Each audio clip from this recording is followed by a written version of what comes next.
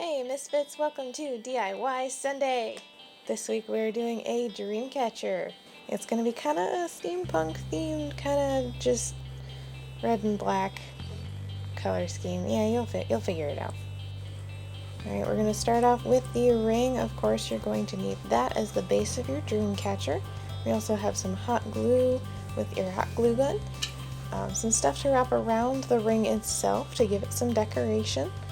And then the strings to hang off of the bottom. We've got a little bit extra decoration just to spruce up the dream catcher here. And some feathers to hang off from the bottom. Of course, some scissors and some pliers to help put it all together. First, you want to figure out what you want your design to be. I had to kind of mess around with it a little bit to see what I wanted.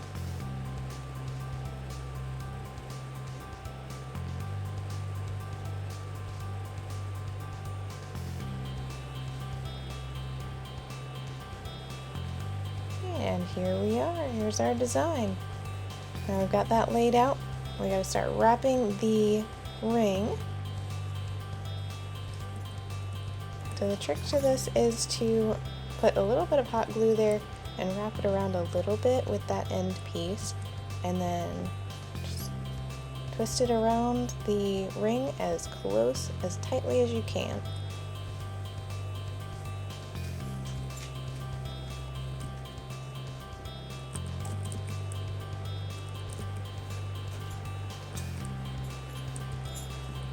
And we're all done with that section. I didn't want to use all of my red because I didn't have very much left, so we're going to finish that section off with black just to toss in a little bit of a difference.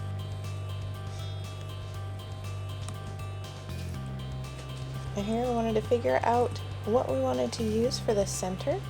The options were artificial sinew and fishing wire. I decided to use the fishing wire just because I felt the artificial sinew was a little bit bold for what I was going for. We're going to tie that in a knot to start off our weaving here.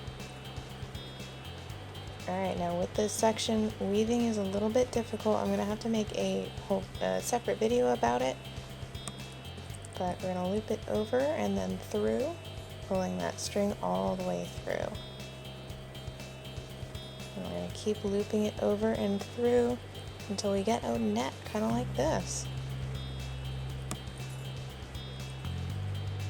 Now, depending on what you want in the center of the dream catcher will determine how close you want that weaving to be finished. So I just kept going so that gem would sit nicely right in that center.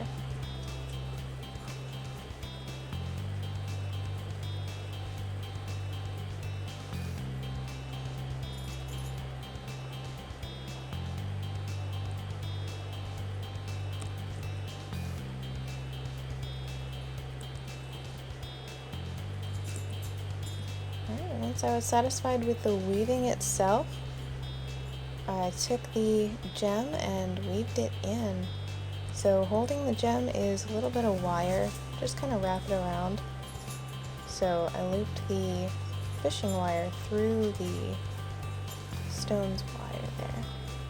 And there we go. And there we go. Now we're going to add a little bit more decoration to the ring itself. Add that theming element.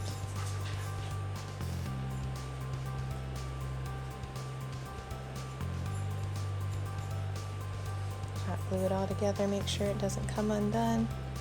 Wrap it all the way around and finish it off.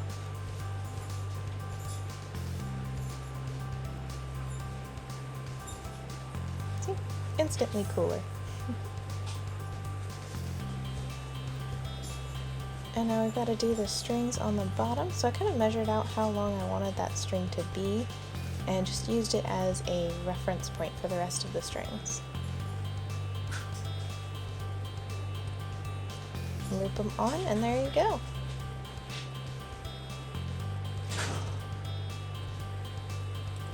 Now again, we've got to figure out where we want those feathers to be. Make sure we're putting them in the right spots.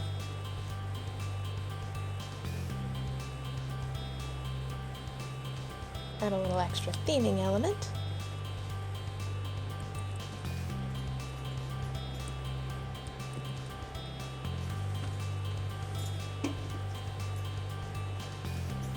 And we're done.